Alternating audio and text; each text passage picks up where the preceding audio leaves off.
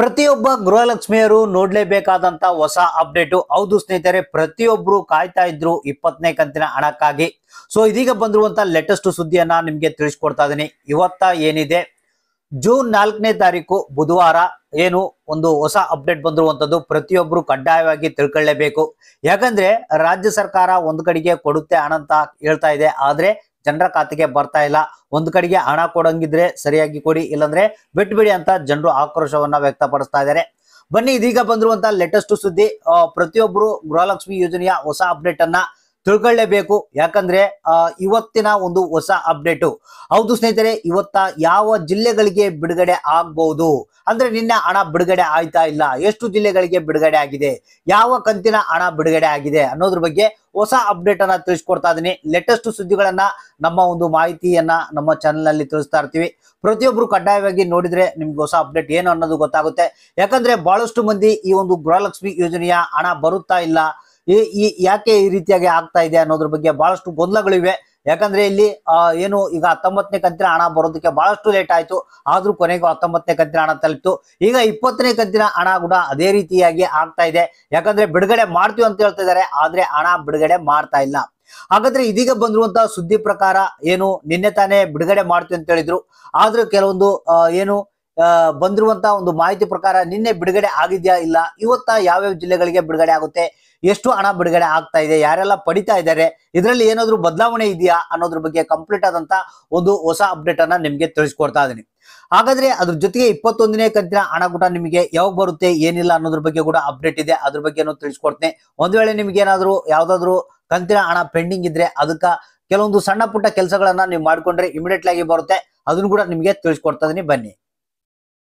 ಹೌದು ಸ್ನೇಹಿತರೆ, ನಿನ್ನೆ ಒಂದು ಮಹಾಸಭೆಯನ್ನ ನಡೆಸಿದ್ರು ಮುಖ್ಯಮಂತ್ರಿಗಳು. ಅದರಲ್ಲಿ ಈ ಒಂದು 21ನೇ ಕಂತಿನ ಹಣ ಬಿಡುಗಡೆ ಮಾಡೋದಕ್ಕೆ ಎಲ್ಲ ತಯಾರಿಯನ್ನ ನಡೆಸಿರುವಂತದ್ದು.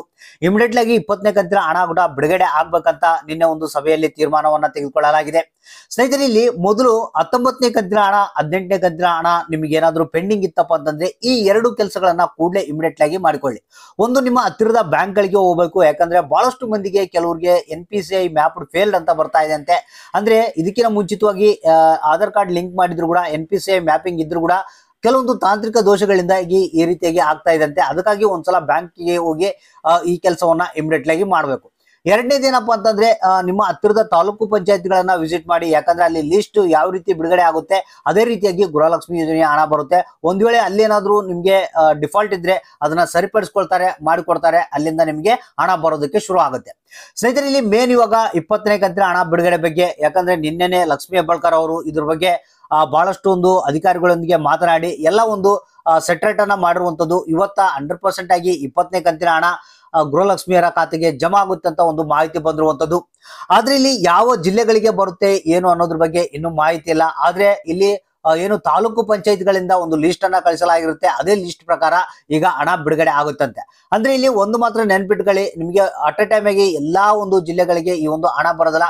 ಸ್ವಲ್ಪ ಹಂತವಾಗಿ ಹಣವನ್ನ ಬಿಡುಗಡೆ ಮಾಡ್ತಾರೆ. ಇದು 2 ರಿಂದ 3 ದಿನಗಳ ಪ್ರೋಸೆಸ್ ಇರುತ್ತೆ ಒಂದು ಕಂತಿನ ಹಣ ನಿಮ್ಮ ಖಾತೆಗಳಿಗೆ ತಲುಪೋದಕ್ಕೆ.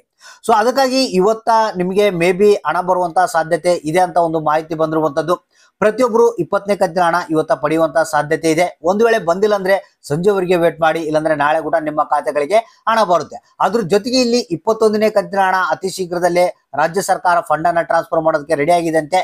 ಸೊ ಇಲ್ಲಿ ಇನ್ನೊಂದು ಏನಪ್ಪಾ ಅಂತಂದ್ರೆ ಸಿಹಿ ಸುದ್ದಿ, ಈ ಬಾರಿ ಯಾರಿಗೆ ಯಾವುದೇ ಕಾರಣಕ್ಕೂ ಬೇರೆಯವರಿಗೆ ಹಣ ಬರ್ದನೆ ಇರ್ಲಾರ್ದಂಗ ನೋಡ್ಕೊಳ್ತಾರಂತೆ. ಅಂದ್ರೆ ಇಲ್ಲಿ ಯಾವುದೇ ತೊಂದರೆ ಆಗ್ಲಾರ್ದಂಗ ಪ್ರತಿಯೊಬ್ಬರಿಗೂ ಹಣವನ್ನ ಬಿಡುಗಡೆ ಮಾಡ್ತಾರೆ ಅನ್ನೋ ಒಂದು ಮಾಹಿತಿ ಕೇಳಿ ಬರ್ತಾ ಇದೆ.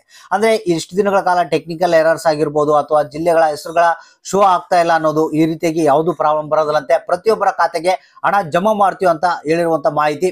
ಸೊ ಹಾಗಾದ್ರೆ ವೇಟ್ ಮಾಡ್ತಾ ಇರಿ, ನಿಮ್ಮ ಖಾತೆಗಳಿಗೆ 100% ಆಗಿ ಇವತ್ತ 20ನೇ ಕಂತಿನ ಹಣ ಜಮಾ ಆಗುತ್ತೆ. ಜಸ್ಟ್ ವೇಟ್ ಮಾಡ್ತಾ ಇರ್ರಿ. ಯಾಕಂದ್ರೆ ನಿಮ್ಗೆ ಗೊತ್ತಿರಬಹುದು, ರಾಜ್ಯ ಸರ್ಕಾರ ಈಗ ಕಳೆದ ಒಂದು 4-5 ದಿನಗಳಿಂದ ಹೇಳ್ತಾ ಇದೆ, ಲಕ್ಷ್ಮೀ ಹೆಬ್ಬಾಳ್ಕರ್ ಅವರು ಕೂಡ ಹೇಳ್ತಾ ಇದ್ದಾರೆ 20ನೇ ಕಂತಿನ ಹಣ ಬಿಡುಗಡೆ ಮಾಡ್ತು ಅಂತ. ಅಂದ್ರೆ ಇಲ್ಲಿ ಕೊನೆಗೂ ನಿಮ್ಮ ಖಾತೆಗಳಿಗೆ ಹಣ ಬರುವಂತ ಸಮಯ ಬಂದಿದೆ. ಜಸ್ಟ್ ವೇಟ್ ಮಾಡ್ತಾ ಇರಿ. ಯಾರಿಗೆ ಹಣ ಬಂತು ಯಾರಿಗೆ ಇಲ್ಲ ಅನ್ನೋದನ್ನ ತಪ್ಪದೇ ಕಮೆಂಟ್ ಬಾಕ್ಸ್ ಮುಖಾಂತರ ನಮಗೆ ತಿಳಿಸಿ.